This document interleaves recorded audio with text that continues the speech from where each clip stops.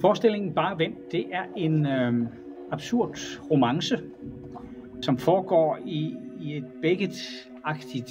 Beckett-lignende univers.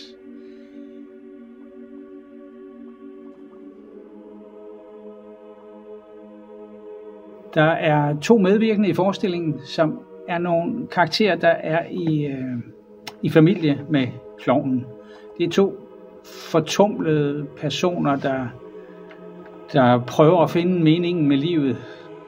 Og i løbet af forestillingen, der udvikler de en stor respekt for hinanden, en stor hengivenhed og forståelse for hinanden.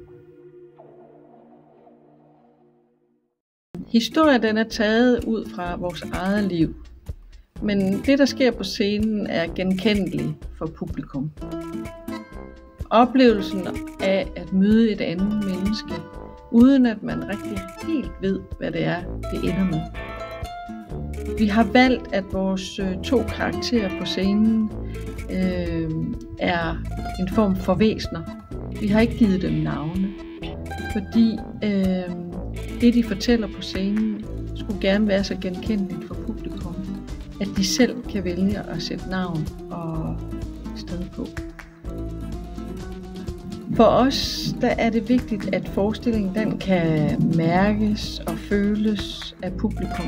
Sådan så når de går fra forestillingen, at de har fået en oplevelse både sammen med os, med sig selv og sammen. Alt hvad vi foretager os på scenen, det udtrykkes igennem fysisk arbejde og et universelt kropssprog og nogle universelle følelser. Vi har valgt meget enkel og minimalistisk scenografi. Vi har kun en stor rejsekuffert.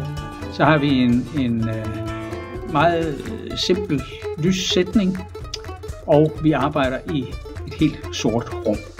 Det vil sige, at vi kan også spille forestillingen alle steder.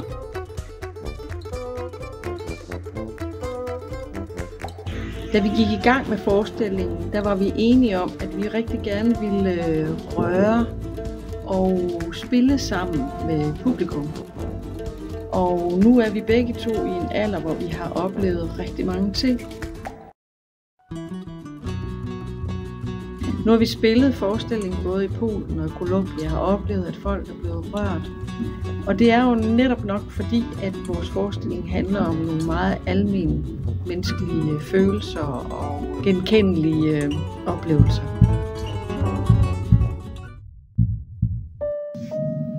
Bare Vent, det er en forestilling om kunsten at leve. Den er komisk, den er tragisk, den er poetisk, og hele tiden så balancerer den mellem grinet og gråden. Det er en forestilling, der handler om kærlighed til livet og til hinanden. Ja. Det er nemlig det.